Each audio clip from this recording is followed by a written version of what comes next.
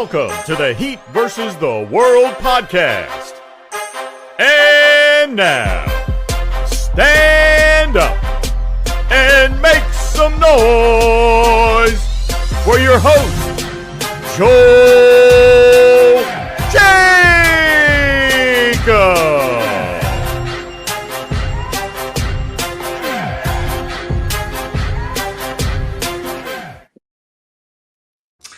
What's going on, y'all? Welcome back to another episode of the Heat vs. the World podcast. As always, I'm your host, Joel Jacob, and with me, I got Alex and new member of Heat vs. the World, Anthony. Say what's up to the people real quick, Ant. What's up, everybody? And then let's see, we got Alex. You want to say anything to the crowd? Hey, what's up, man? So we're on a 5-game win streak right now. So 5 games down, 23 more to go to beat the Big Three's 27-game win streak.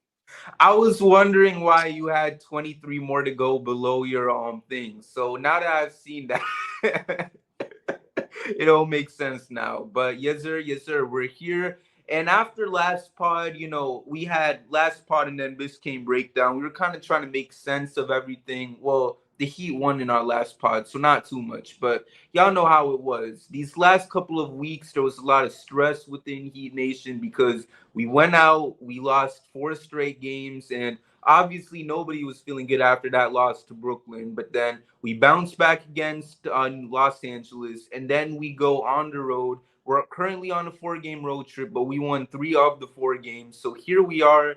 Miami goes in San Antonio yesterday, and they get the job done. It was an insane game. We were down by 19 at one point, and it wasn't looking good. And it just felt like a game of runs because every time that Miami was playing good and it seemed like they were cutting into the lead, boom, San Antonio came back. It drove me nuts because we were up by like 3 at one point, and like 5 seconds later, we went to go down by 11, So it is what it is, though. We were able to go out there and get the win. Not only did Bam continue to do his thing, putting the team on his back, but then you have Duncan Robinson, who had another great performance for the Heat. You got to love it. I mean, shoot, the dude was getting so much hate ever since the day came when he signed that contract. So to see him finally have a season where, as of right now, he's playing good, where last year he didn't really show up much until it was playoff time. And then the year before, he just wasn't that good throughout the whole season altogether. To see him go out there and play good, it's great to see that. You also had Josh Richardson, who had a great game. And one thing I got to say is that I know a lot of people weren't high on him because the dude was struggling like crazy these first few games. But I think people got to understand, Josh Richardson, for the last 4 years, he's been on these teams with these terrible systems. And like, I had to tweet about this. He was playing and, having to go through all of that. But he's finally back with the team that was able to make him thrive when he first came into the league. And even though it didn't happen right away, I think he was able to use this time to adjust. And y'all got to remember, the dude was even injured in the preseason. So he didn't exactly have the best amount of time to work with. But he went out. He was able to adjust to the same system that he was able to produce greatly in before he got traded for Jimmy and all that. And now we're starting to see him cook. So great performance by him. Jaime continuing to do his thing. And overall, great win. So I want to pass the mic to you guys. And we'll start off with you, Ant. Like, how do you feel after this game for the Heat? It's another Heat win is really how I would explain it because, I mean, the Heat are never a team that's going to blow other teams out. It's never going to be that way. It's never been that way since the Jimmy Butler era here. It's always close games, So I think that's going to continue, but it's good to see them winning. I think the main reason we won this game against San Antonio is it comes down to the turnover stats. I mean, the Heat ended with 4 turnovers. San Antonio had 17. So, I mean, down the stretch, that played a huge part in it, along with Duncan Robinson's great performance. I think he had like 26 points. So, really impressive stuff from him. And then I think, Wembanyama had a solid start. I was worried going into the night because, I mean, he's just such a freak of nature. I didn't know what was going to happen with him, and I think Adebayo played really good defense on him down the stretch. Yeah, because that was the thing. Like, there were times where Wemby was driving me nuts. Because the thing is, how do you stop a guy of his size and everything? It's Like, crazy, man. It's crazy.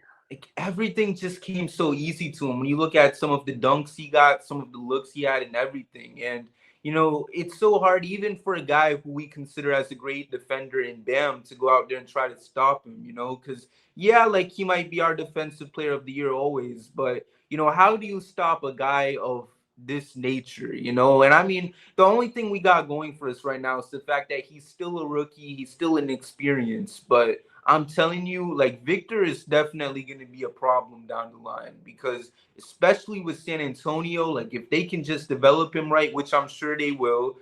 I mean, shoot. I mean, I'm trying to see the Heat win a championship real quick before that man takes over the league. So they better do it real quick while he's still young and upcoming. But Alex, how about you though? So yeah, so I had a game yesterday, but it worked out to where right when our game ended, we were on the way back to the school, and I was able to sit and watch the Heat game on my iPad, and it was absolutely insane because the head coach on my team, he's a Spurs fan. So we were sitting there watching the game together, and the Spurs shot 19 of 44 from three yesterday.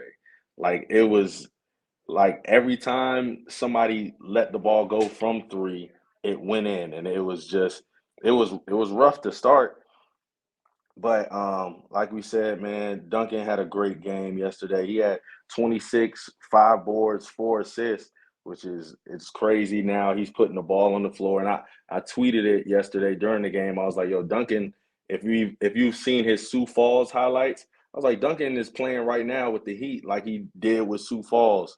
Also, another stat that I'm looking at right now for the Heat team, we shot 28 for 30 from the free throw line. Like that's huge. That's huge for us. Obviously, Ant talked about the turnovers, which was also huge. But man, like Joel was saying, man, once Wemby figures it out, I have no idea what the rest of the league is gonna do. Right now, I'm glad that he's out there jacking up a bunch of threes instead of just going and standing in front of the basket and them throwing him lobs. But yeah, man, that was a solid Heat win. We buckled down. Kevin Love had a great third quarter. What I think he scored all 12 of his points in the third. But man, that was a solid Heat win. Right. And when you look back at the game, I mean, shoot. I mean, at this point, you can't help but just realize that this is the Miami Heat. They might give you a couple heart attacks here and there, but the team is still gonna find a way to get the job done. So you can't even be mad about it. And this team thrives with clutch games. So that's another thing as well. So, like, with all of that being said, I mean, I just want to know from you guys, when you look at this squad and you look at, because the thing is, what people need to understand is that this is a squad that's still trying to figure some stuff out. That's something that we realized, as we were in that 4 game losing streak. And even though we're now in this 5 game winning streak, there still seems to be some things that the squad could try to figure out as the season goes on. So I just want to know from you guys, like, has there been anything that stood out from you guys in this winning streak that you noticed was kind of like an issue, when you look back on the struggles that the Heat were able to kind of bounce back from? Like, well, I'll pass the mic to you this time, Alex. Um, During the win streak, other than like the first quarter, other than the first quarter, I think yesterday, it's honestly I'm looking back through our box scores, and a lot of these games we've had explosive starts. Like I'm looking at that Wizards game. Well, we scored 34 in the first quarter, and then we had a 41-point quarter in the third. Or against the Lakers, we had we outscored them in the third 28-20. Like there's these quarters that you can go back and look through these 5 games that we've had where we've kind of sort of had an explosive scoring quarter. And at the beginning of the season, like the offense was looking clunky and wasn't flowing. Like yesterday during the first quarter, how we looked yesterday during the first quarter, we've had too many of those, and honestly, we've had too many of those in the fourth quarters of our first few games. But yeah, like the offense had found a rhythm and a flow, and guys, it seemed like guys were trusting what we were trying to get to and the different triggers and actions, and it's made it a lot easier for us to get points on the board during this streak. Right. And what about you, Anthony? I mean, to me, the biggest issue the Heat still have, honestly, it's got to be their playmaking and more specifically their point guard play. I know Kyle Lowry had two nice games, but I just don't think we can expect him to sustain it at this point in his career. I mean, he's well past his prime, and that's the reality of it. So I think come to the trade deadline, I think the Heat need to look at another option at point guard. Whether I saw a report earlier about Alex Caruso potentially, who I think would be a really solid fit on both ends of the floor. And one guy I've also preached about is John Wall potentially. You can get him for very cheap, and I mean, we might as well see if he has anything left.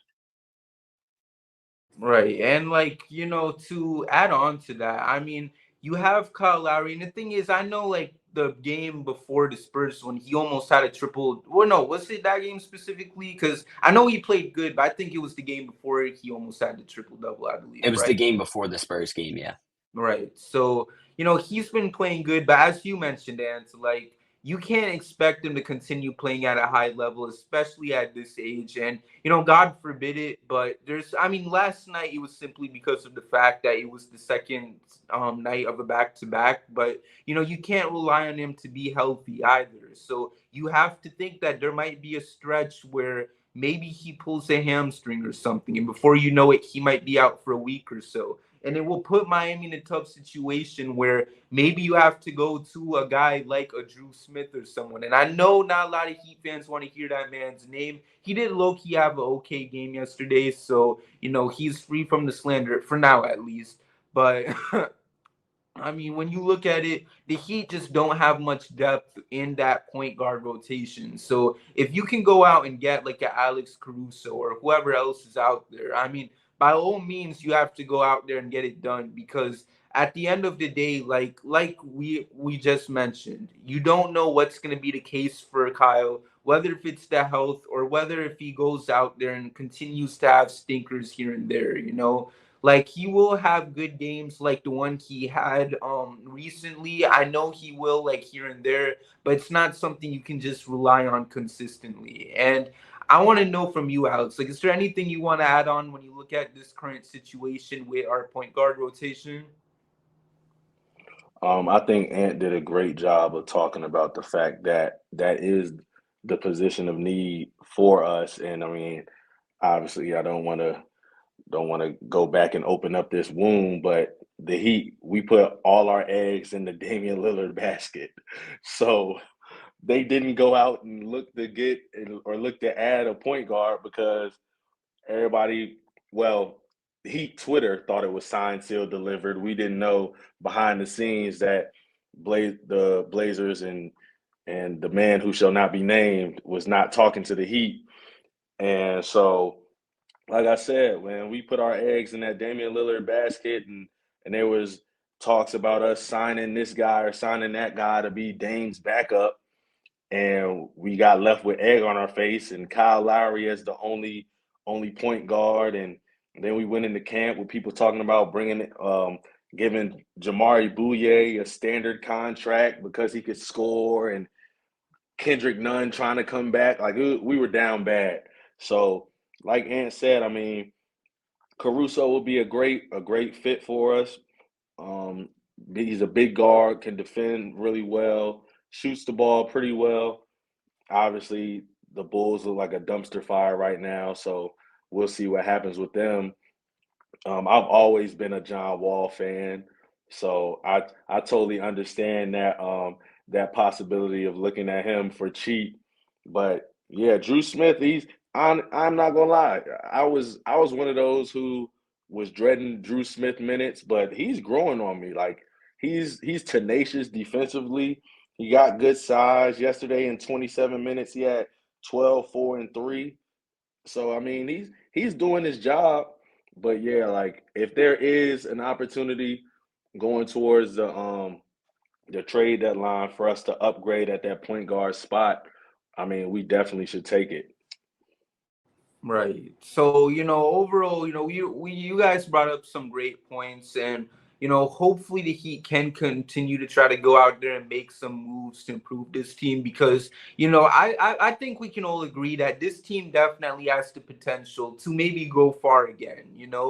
I just do feel like we should at least try to this time make a move at the deadline. Try to at least make some improvements, and maybe I'm even wrong with that because I thought this team was screwed last year when I saw we didn't make any moves, and I was clearly wrong about that. So I won't listen. I will never doubt this team again because Lord knows I was wrong like crazy last time. But if we can just at least try to make a couple improvements come the deadline, that would make me feel good. And I know it would make a lot of Heat fans feel great because it does seem like this team does need some new blood. And you have guys like a Bam Adebayo who's even hinted at it, mentioning that this team could probably use a couple new faces here and there. So while we can talk about that all day, I do want to go into this next question. And it's kind of interesting because, first of all, before I even ask, I feel like this is kind of a great situation to be in because it's such a good debate. And I just want to know, who do you guys currently think is the fourth best player on this Heat team? Because there are a lot of names you can throw in there. One of them is Caleb Martin, the guy that was literally one vote away from being the Eastern Conference Finals MVP. Like, think about it. You had Jimmy only beating him by one vote, which is insane. So you have something like that in Caleb. He hasn't played at all this regular season. So, while he's been on the bench, you've seen some other guys step up, guys like a Duncan Robinson. And then also you've seen Haywood Highsmith do his thing. Then you also want to throw in maybe a guy like Josh Richardson as a dark horse candidate. A lot of people have been throwing all these names in there. I think Jay Rich, as I mentioned before the show, kind of a little too early because, I know he's been injured and now he's starting to bowl out, but you see those other couple names I mentioned in a D-Rob and a Haywood Highsmith. Like, they've been showing up and doing their thing as well. So I want to know from you guys, like, who do y'all think is the fourth best player on the Heat? Because we know Jimmy, Bam, Tyler, those are your top three. Jimmy and Bam is kind of interchangeable because, Bam has been the best player so far this season, but then you can't underestimate what Jimmy does in the playoffs. So it's kind of interchangeable right now. Tyler is definitely number three for sure. And then that fourth spot, which seems like it could be open to a handful of names. So I want to hear from you guys. Like, who is that number four player for us? We'll start off with you, Anthony. To me, I think it is Haywood. To me, it's between him and Duncan. But what really sets Haywood apart to me from all of those other names is what he brings on the defensive end and the consistency that comes with it because a lot of those guys all rely on their offensive game, right? I mean, we see it with Duncan. He's been diversifying his offensive game this year a lot, cutting, driving, whatever it may be. But at the end of the day, I mean, he's still a shooter. And I think he shot like 1 of 10 from 3 just the other game. So to me, games like that drop him behind Haywood because we've seen Haywood lock down a lot of superstar players this year. I know when he was guarding Trae Young in the Hawks game, I know Young finished with a lot of points, but when Haywood was on him, he was consistently chucking up bad shots. So to me, I think the defense of Haywood is the set apart factor out of all of those guys that puts him at number 4. Interesting. And how about you, Alex? Anyone that's in your mind right now? Um, Before the season, I was hoping and praying that it was Nikola Jovic, but obviously, we know he obviously did something to Spo and can't get off the bench. Yo, But there's something going on. There's got to be something. I oh wanted yeah, him to get minutes so bad, man. oh It's just not man, happening. especially the game before last one. Once I saw that Jimmy was out, it was just like, Dad, like, is Jovic gonna get an opportunity? And no. But that all being said, right now for me, I honestly think it's really a coin flip between Duncan and Jaime Jaquez Jr., man. That rookie does not play like a rookie. Like, I know there have been a few games where hasn't shot very well. Like, for instance, that Brooklyn game, I'm looking at it right now. He went 1 for 9 from the field, which is definitely not okay. But like, for him to be an older rookie, for Spo to trust him in games to guard a Jason Tatum or LeBron James, like, he's getting those assignments as a rookie. And then on top of that, these last few games, like, he's had 3 straight games over double figures. He had 11, 20, and 11 again. Like, what he brings on offense and his tenacity and toughness on defense, it's it speaks volumes for why the Heat picked him at the 18th pick instead of a guy like a Cam Whitmore, who everybody thought was going top 10, who slipped out into what I think he was like number 20 or 21. Like, Jaime is definitely showing and proving that he was a really good pickup for us. And yeah, man, like Duncan, he's just, like I said earlier in the pod, he's growing and getting more comfortable for our eyes. I saw a stat on Twitter yesterday during the game how the last 2 seasons his unassisted bucket percentage was like under like 8%, and this year his unassisted buckets is in the 20s. Like I said, man, he's just getting more comfortable, getting into his bag more, playing like he's in Sioux Falls, man. So it's a tie between those two guys. Just depends on the night which one has to me. Right. So I want to look at these names real quick because, well, like I was saying before, as I was, getting into this topic, what a great thing for us that we're able to even have this type of discussion. The fact that we can put so much players in this discussion to be that fourth best guy for us. Like, you would think we're DJ Khaled the way how we're just suffering from success right now, because look at this, man. I mean, you talking about Haywood Highsmith, maybe it's Duncan. You throw in Jaime, which is crazy because, like you mentioned, Alex, the dude is just a rookie, and you mentioned, the dude is basically an NBA ready type player. And the fact that Spo has so much trust in him makes me see that the dude has a lot of potential. And, I was also leaning towards Duncan because of the fact that one thing about him that I just love is that connection that him and Bam have. Like, you see it in the game. Those two have great chemistry, and it leads to both of those guys being able to get some buckets up for the Heat. However, at the same time, you mentioned a great argument, Anthony, because Haywood Highsmith, I don't know. Like, I trust him whenever he's guarding some of these guys because he's turning into such a great 3-and-D player for us. He's able to hit those shots here and there while also, being put in these positions where he can guard some of the tougher scorers in the league. So for him to go out there and do that, it is great to see. And I mean, I don't even know who I would pick as the fourth best player for the Heat because we're gonna have to see what happens when Caleb comes back. So I mean, as of right now, I don't even want to say he's the best fourth player because it's not fair to the other guys that's been bowling out this season. So just because he hasn't played a regular season game yet, or at least wait, did he? I don't know. It's already been kind of a long He year. started the Detroit game, but that was about it. Oh, okay. Okay, but obviously that's just one game. Yeah. So we're looking at guys like Haywood, Duncan, and let's see, Haywood, Duncan, and let's see, Jaime is still pretty young, so I don't know if I would really put him in there just yet. I still think he can develop more before we can legitimately put him at that. Well, when I say fourth spot, I don't mean power forward, although he would be a good four.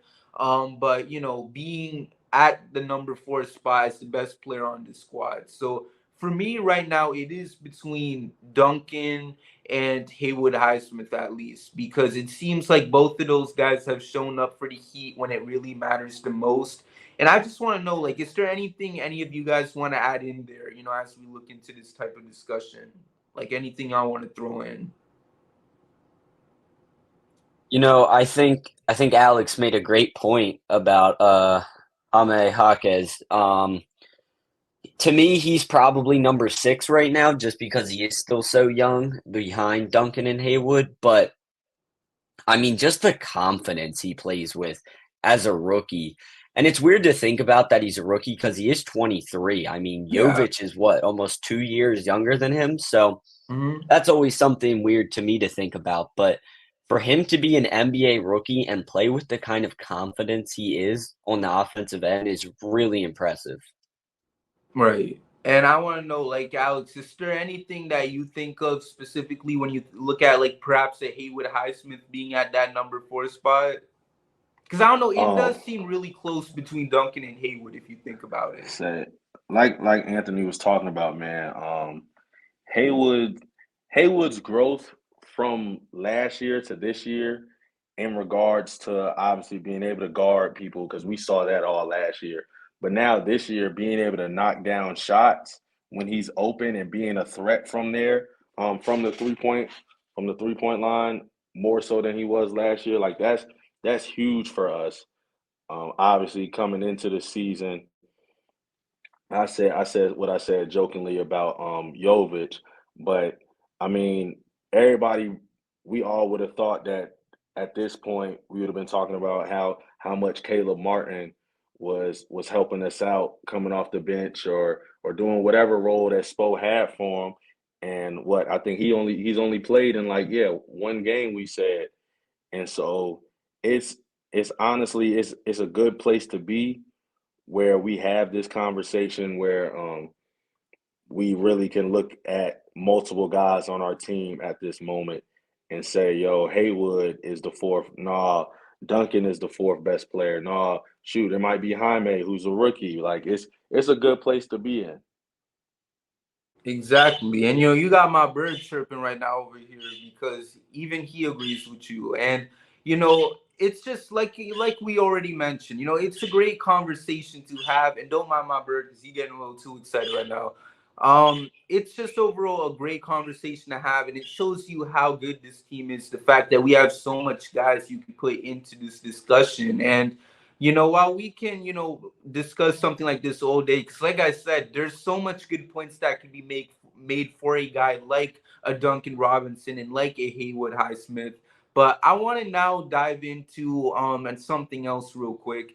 And it's about Bam Adebayo because the dude has been amazing for the Heat. Like I mentioned before, even when Jimmy has been trolling throughout this regular season so far, Bam has put this team on his back, and it's something that you love to see. And it makes me happy because one thing I want for him is to make an All NBA team. I feel like he deserves it. And most importantly, I want to see him get paid too. I want to see him get the bag. So I just want to know from you guys specifically, like, do you guys think that with Bam right now, do you guys think that this might finally be the year where he will actually make an All NBA team? We'll start off with you, Alex.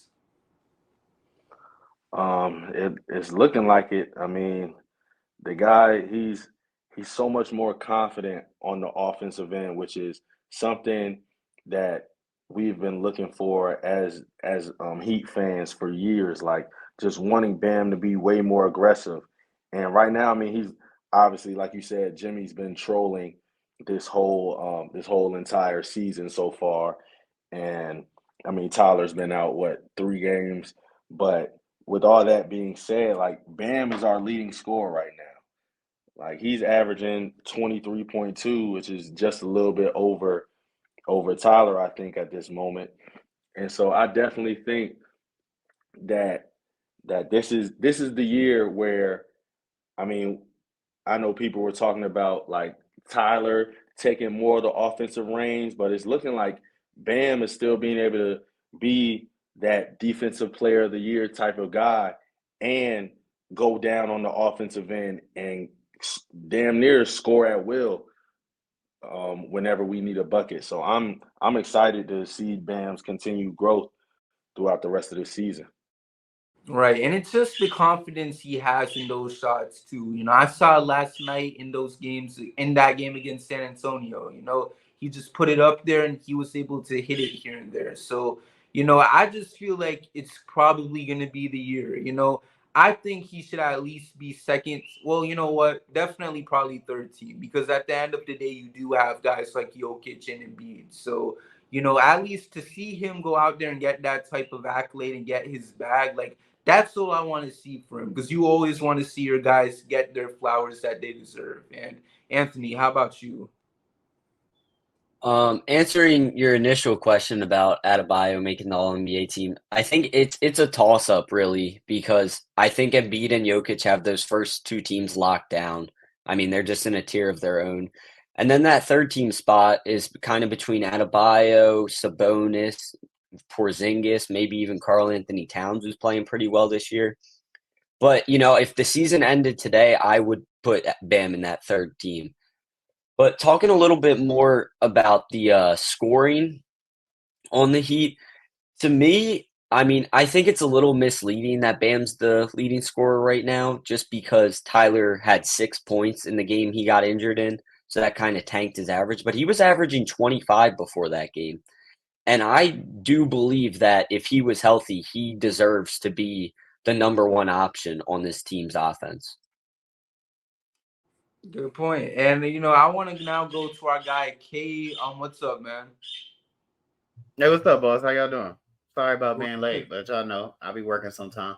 You're good, no worries. So right now, so I just want to know quick question. So before we get into this Bam discussion, because I do want to hear your opinion on it, who do you think right now is the fourth best player on the Heat? Just put it out there, and we'll go from there.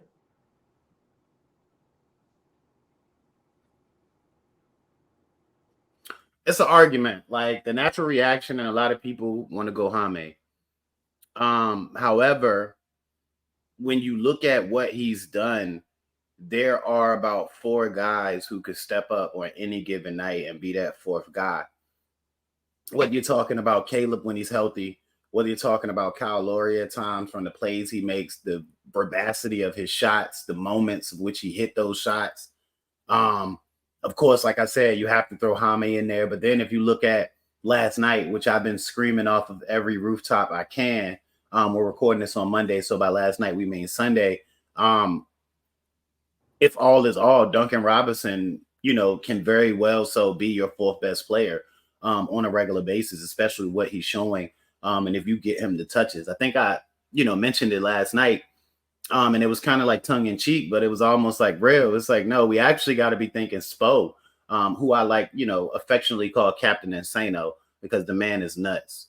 But we got to thank him because it's like you almost have to attribute, what we're seeing Duncan do to the fact that he watched Spo give Max 5 times the rope and leeway. And he said, well, I got to do something because I don't know what I'm going to do to get on the floor if he allowing him to do this. And I still can't get the tick. Love Max. I mean, so this is not a knock against him. It's just literally what we saw. And I think I screamed it on every appearance I made last season. So it's just like with the rope and with the leeway and the freedom of movement on the court that he's showing now and has now in this offense. I mean, you can make the case that one of 4 different guys could be your fourth best player on any given night. And to overall answer the question, it's just hard to answer the question because that is the case. I know, revisionist history, recency bias, we all want to say Jaime, but it's like, yo, Duncan can step up and be that guy. Kyle can be that guy. Hell, I mean, there were nights in the playoffs where Kevin Love was that guy because he was the guy making the big threes. So, I mean, even if you want to throw him into the mix, because, I mean, what was it last night? Again, Sunday, I think what was his third quarter where he had 12 straight or something like that. So, I mean, it's fluid, bro, but that's what makes the Heat the Heat. Like, who those top 3 guys are going to be. But there are about 6 guys who could step up on any given night and be your fourth best player, and that's what makes them dangerous. Right, and it was Anthony who also threw in Haywood Highsmith as well. So that's another guy you can get in the mix with it. And, Right, but Haywood's going to always bring you elite defense. The shot may fall and it may not. And he's elevating there offensively, not just with the shot, but his ability to create and get to spaces that he traditionally hasn't gotten to, like that in-between game. He's kind of been developing the float and the push shot since last year. But yeah, he's going to be – now, I'll say this about Haywood. Haywood's going to be at minimally your third best defender every night. That's true. Yeah. So, I mean, and like I said before when we first tackled this topic, like, there's so many good names, as you mentioned, Kay, like that you could throw into that type of discussion, which is why it's kind of hard to just pick one guy specifically, which is why now we're kind of into this next topic where we want to address the guy who's definitely up there as arguably the best player for the Heat this season in Bam. And one accolade that he's constantly missed out on because of, whether if it's bias or missing time altogether, it's been the fact that he hasn't been able to make an all NBA team. So with the way how he's played this year, I just want to know how confident that you personally feel that by the time the 82 games are played, Bam Adebayo will make an all NBA team. This on me? Yes. Okay, my bad, boss. We'll make an all NBA team. I mean, because we know Jokic and probably Embiid will get those first two spots. So how we feel about at least making all NBA 13? It's tough, man, because here's the thing. Lineup wise, when you're looking at a sheet or the opening lineups or when you're looking at anything, Bam's gonna scream 5, right? But Bam's skill set is almost more forward than center. So I guess what I'm asking, is there a chance that Bam is so good that you classify him by his skill set and not his position? I'm asking that question. Do you all think that's a possibility?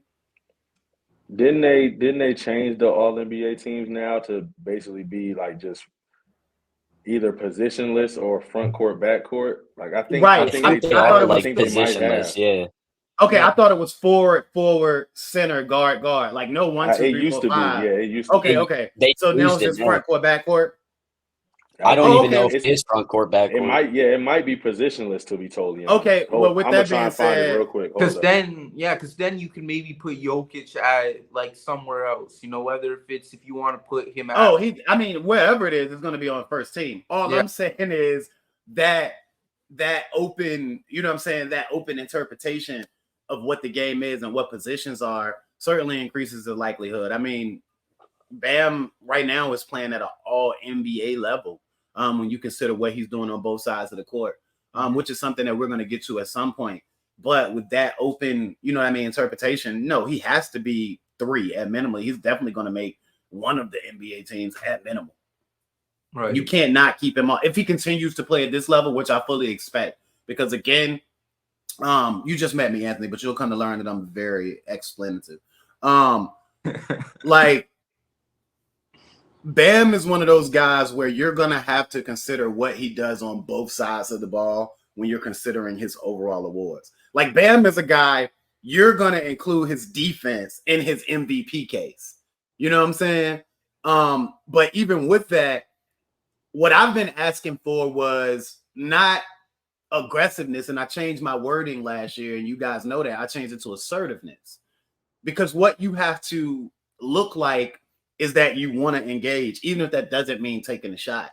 And what Bam looks like on every single play right now, from the beginning of the game to the end of the game, especially in those moments where his team needs him to make a play, is assertive. And as long as he's being assertive, because he does so much of everything, you're not going to be able to keep him off of that all NBA situation. Exactly. And I mean, it's just he just deserves it, man. Like, let that man get his paper. Like, it's about time. Like, please, that needs to be the agenda. Screw Defensive Player of the Year or that other propaganda stuff, because they'll give it to a guy like Jay. They're saying Rudy Gobert might get that award again. So if y'all want to give it to what did they call him? Baguette Biombo? Go ahead and give it to him. Who cares? But with all NBA, bro, like, don't mess with that man's paper and give him the award, for crying out loud. And I see, Alex, you quickly unmuted. Is there anything you want to throw in there? Oh yeah, I just went and looked it up, and so the All NBA teams, they are positionless. So it could be like the article that I saw talking about it said there could be a team where it's all perimeter players, or there could be a team with all front court players. And like the prediction for the first team All NBA that I saw was, I think it was Jokic, Embiid, Luka, Tatum, and Shea. Like that was who they predicted for the first team All NBA. But the second and third team, there was no Miami Heat player in sight. But we'll Really handle not? that throughout this season. Yeah, there was. I'll send y'all the link to the article. You gotta look at that with a certain level of farceness already, because there can't be any prediction, Exactly. even with, you know what I'm saying, what he got out. I'm not even just saying Bam. Of course you throw that, but like it don't have AD up there. Like, I mean, AD been Giannis, freaking, no Giannis on first team, right. like that's I mean, ridiculous. like all of that. I ain't want to throw that out there because you look, you know, Giannis is people on the can. first team. I apologize. Oh, Giannis Okay. is okay. But you okay. can, but you could point to the Bucks' record and they're underperforming depending on when that list came out. But nah, just look at what AD's done, man. AD's been a freak. For him not to be on that list anywhere, you already have to take a second look at it. Yeah. And then I will preface it by saying this article that I'm looking at, it came out before the season started. So it was posted September 20. Wait, September 20th, or because that I think that was before the Dame trade. Okay. It was September 27th. So I think on here, hold up, let me scroll, because they had Dame on the second team. And yeah, on this they already have. So was it BT or AT? Second team No. guy.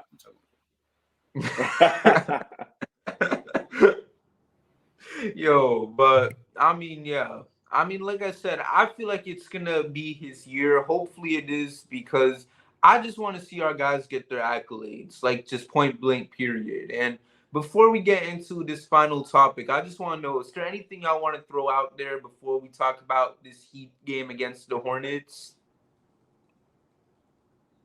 I mean, I gotta say this because I wasn't on. So go ahead, Alex. It's your world. Mine for after that, actually.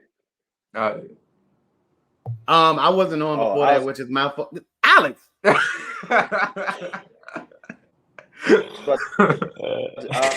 My brother. Go ahead, brother. It's you. I'm just messing with you. Alex, you good? So now he's not gonna say nothing.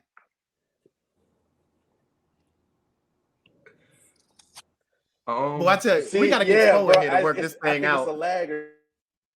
Oh. Okay.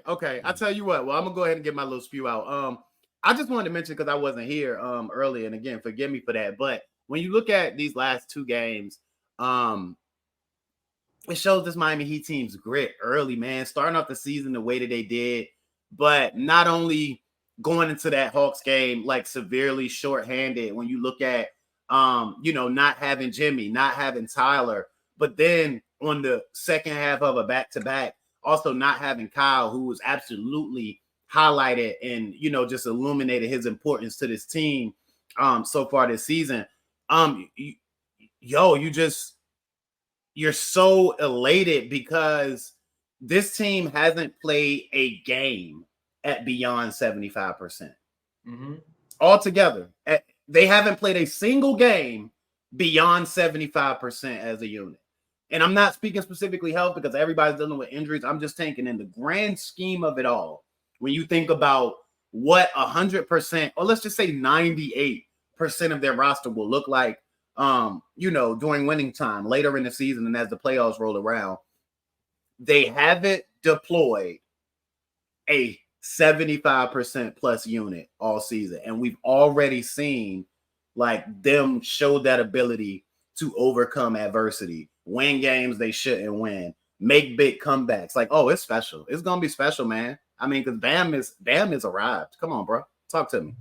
Mm-hmm. I mean, like, look at that Hawks game specifically. Like, you didn't have Jimmy, you didn't have Tyler, and you were still like, we dominated most of that game, and it's hilarious because didn't shoot the three well, bro. Didn't shoot people. That's the crazy part.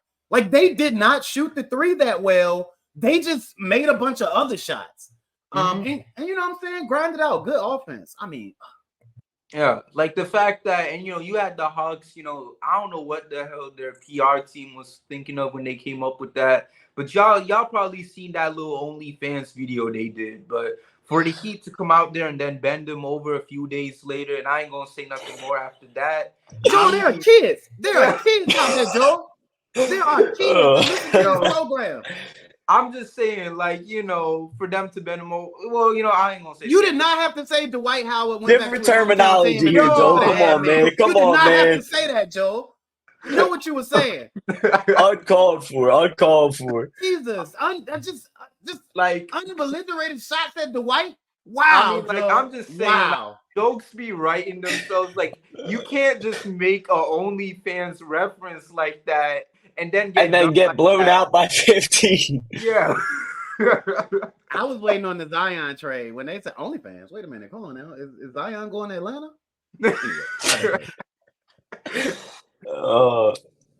And let's see, Anthony. I know you had something you wanted to throw in. Yeah, definitely. Starting the season pretty poorly. I think we were 3-4 at one point, or maybe even 2-4. I think you got to give a round of applause to Eric Spoelstra for how he's turned things around so quickly with all of the injuries we've been dealing with. I mean, he's done such a good job at finding who's on that night, because outside of Bam, no one has really been that consistent before Tyler went out. I mean, Tyler was playing very well, but since he went out, Spoelstra has done a fantastic job of finding who's going to be that secondary guy that night, whether it's Duncan, whether it's Kyle Lowry. And I think he deserves a lot of credit for that. Mm-hmm. And then let's see, Alex. I'm assuming the lagging stopped. So yeah, I hope I'm good. I hope I don't lag out again. I think I'm good now. I'm reading Alex's below his tagline where it literally says "I lagged out." Everybody check that out, by the way. I also want to add something to Anthony's take. To your point, bro, I really like that, because this is often the situation the Heat find themselves in, where somebody goes down for a little bit and you discover something. I want to say that's how we did. We saw Caleb's true powers in Milwaukee when we were without Jimmy. We like, wait a minute, hold on. You know what I mean? So it's like not having some of these guys allow Jaime to show you what he can do when you give him that opportunity. It allowed Duncan to fully display what his diversification looks like. So they'll tell you I'm eternal optimist, but I'm also optimal realist. So I say what I see, but although I'm going to express what the best side could be, this isn't that. This is just realism.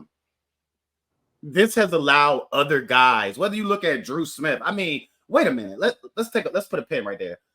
People will trip over themselves to poo-poo Drew Smith. I'm not saying he's an elite. It's ridiculous. I'm ridiculous. Not saying none of that. He's a third point guard, but I mean, what more can you ask from your third guy? He played well last night against the Spurs. He had 12 points, 4 assists. You can't complain about a performance like that. Exactly. There were guys who couldn't make shots. He got to the lane, created fouls, created, action, always scrappy on defense. I mean, those things. So I just, like you said, man, to your point, you got to salute Spo for not only figuring out, which guy to go to, but allowing those guys to step into a role that's going to mean a lot more as the season progresses. Mm-hmm. And then let's see. Anything y'all want to add on before Alex? Because I know you were trying to say something before Kate chimed in. So, do you remember what you were gonna say? What's up? So yeah, did y'all guys already talk about the Hornets game or no? No, we're actually about to dive into that for that next topic. All right, yeah. So I'm gonna save. My man so behind. He like we. Did I miss? Wait a minute. Yo, so yeah, which one of y'all kicked me? I'm gonna add what I gotta say after we talk about this Hornets game. All right, perfect. So with that being said, we'll just get right into it. So Heat played the Hornets. I believe this is an in-season tournament game, which means Jimmy might not troll because a championship is on the line. So, I can't wait to see another masterpiece from him. I mean, listen, in-season tournament, Jimmy, I'm excited. So okay, since you said it, Joel, some of them layups last night, like I'm looking at Jimmy, like, bro, you threw it over the rim. Like Jimmy had his shot put game going last night. I mean, I'm thinking that he regained the 3-ball touch and lost it everywhere else. He'll find it, but it's like he has no touch from the middle to the rim right now. None. Yeah. I mean, like I said, it's part of that trolling. Does that man even care about basketball? And then, boom, playoff time, he just goes out there and does his thing. So that's why, like, tomorrow, he's got a chance to get even closer to holding up that, what is it, the NBA Cup or whatever they calling it. So, I don't even know. whatever they call that thing. I mean, I think he's gonna try his best to win it because he played really. What was the first in-season tournament? Oh, it was against Washington. That's right. He seemed to have a really good game against Washington. them. Yeah, so I think he's gonna go out there and have another good game against Charlotte because God forbid someone gets in the way of him getting that trophy. So he ain't leaving empty-handed. I think we will still win the championship. That's why my name is what it is. But he ain't leaving here empty-handed. So that man is gonna go out there and try to get that NBA Cup, and it's gonna be a great moment when he wins it this season. So with that all being said, who else is trying to chime in? I mean, I completely agree. I think this is a Jimmy game. All things considered, Bam's been playing great. I don't expect that to stop, especially against the Hornets. No disrespect to them, but I would hope that this would be a pretty easy win for us. But it's the Miami Heat, so it's never an easy win, right? Yeah. But I would expect Bam to play pretty well with that relatively weak Hornets front court, and then I agree. This hopefully will be a Jimmy 30-point game. Get some of that touch back, like you were talking about. I mean, that's what I'm looking for. Right. Is this game in Charlotte? Yeah. Yes. Okay. Bam always wants to play well at home.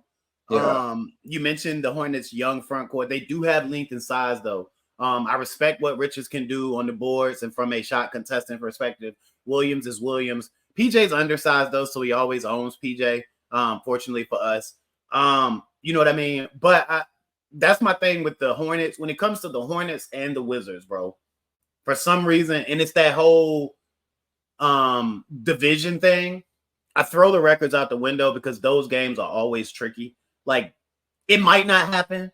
The better team might show up and blow the other team out, but there's always like a 50% chance that no matter the records, it's gonna be one of those games because these teams have played each other so much that there's just something there between them. But like everybody else is saying, though, I fully expect the Miami Heat to go out and handle their business. I expect Jimmy to come ready to be Jimmy. I expect Bam to come out and do what he's done all season long. You're getting Kyle Lowry back in the lineup again. Like, we said it instantly once Tyler went down. A bunch of us, I'm sure all you guys said it too, didn't see it. Forgive me. Follow me once you get a chance, by the way, Anthony. Kyle Lowry was going to have to step up in a major way. So I expect to see that. I expect to continue to see Jaime look like a, fourth-year vet in his first year. And as long as these guys just continue to do the same things they've done consistently, you have no choice but to think this Heat team will win.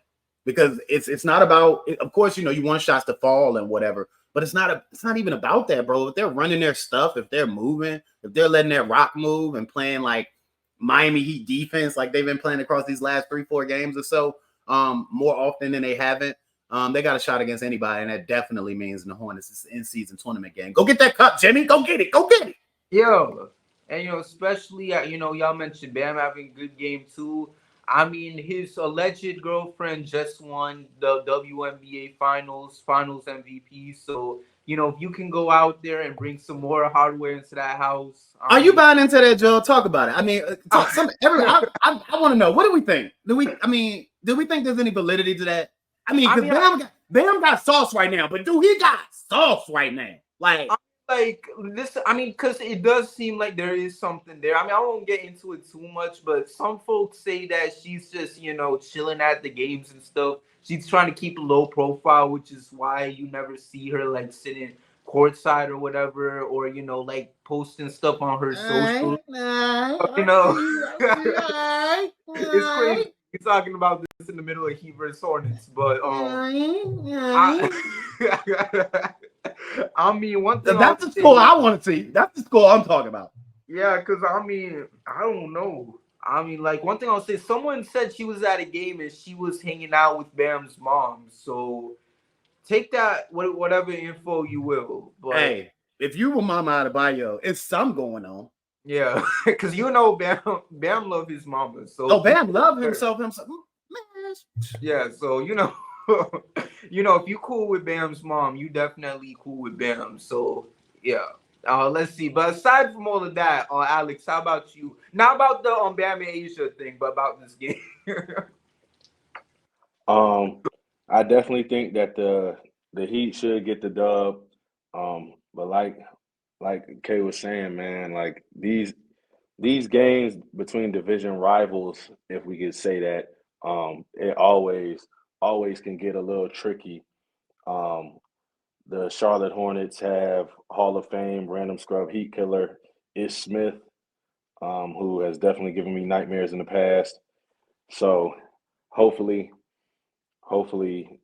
he doesn't have one of his Hall of Fame random scrub Heat killer games, and then we'll be able to take care of business. Because right now, on the injury report, it says that they have Terry Rozier out, so that would definitely help us out.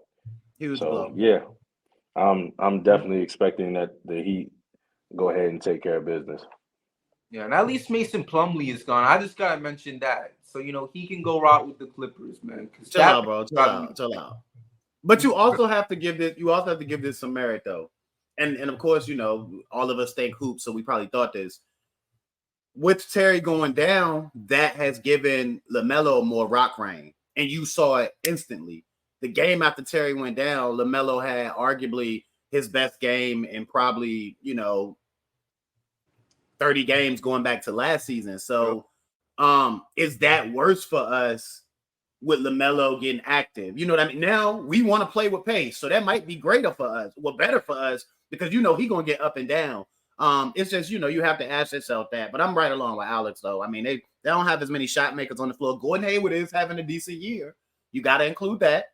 But no, I was just want to throw that out there. Right.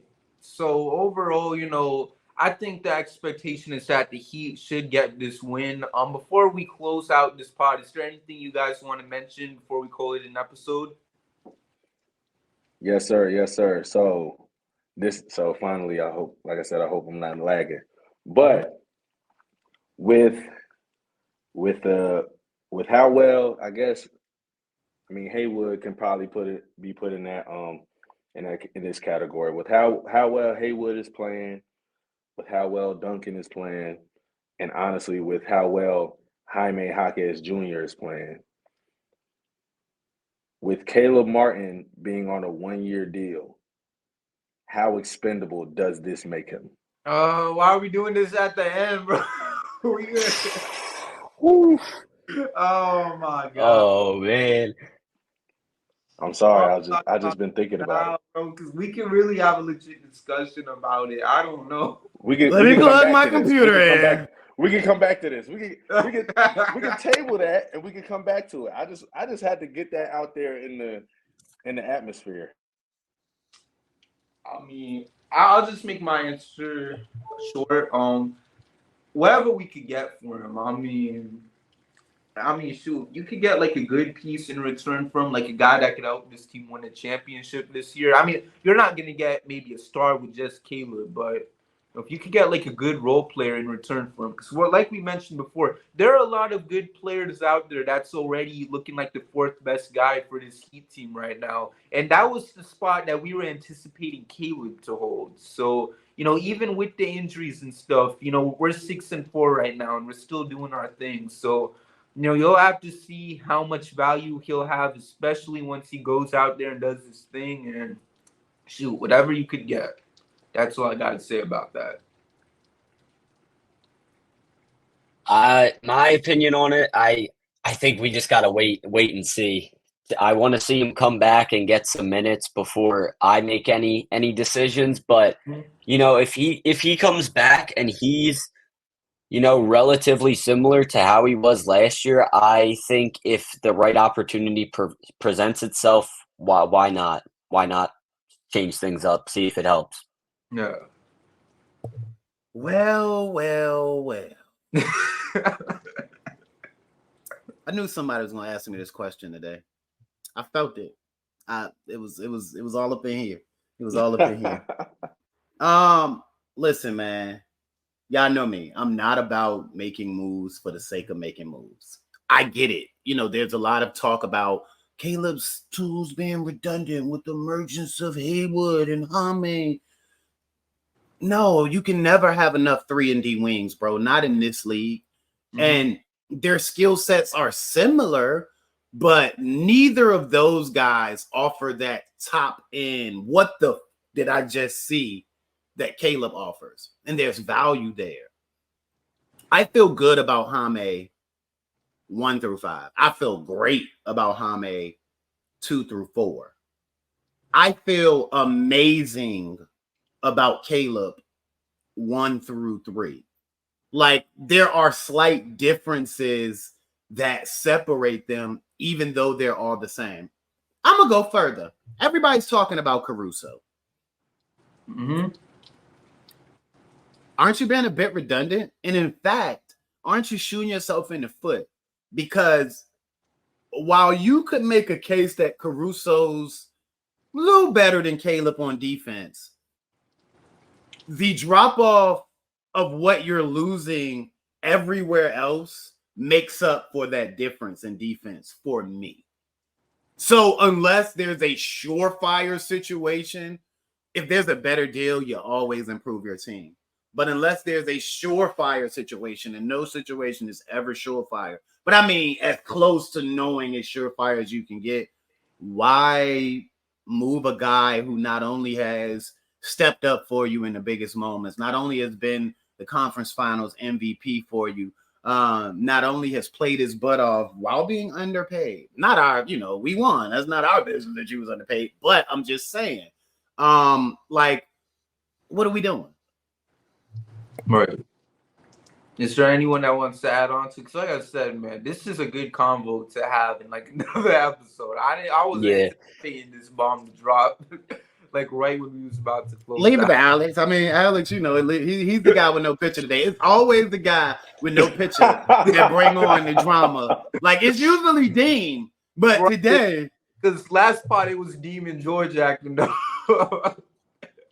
The two folks with no camera, and now at least your picture is safe for work though, because if it was George, not only would what he's saying be not safe for work, but his picture would be like, oh my gosh, yeah, George be wilding about that because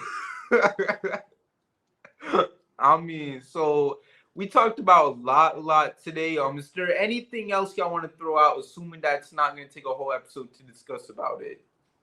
Yep. I mean, we could pick up this Caleb thing next week, but I'll finish it off with just saying, if we could swap Caleb Martin and Alex Caruso right now, I would do it. I'll leave it at that.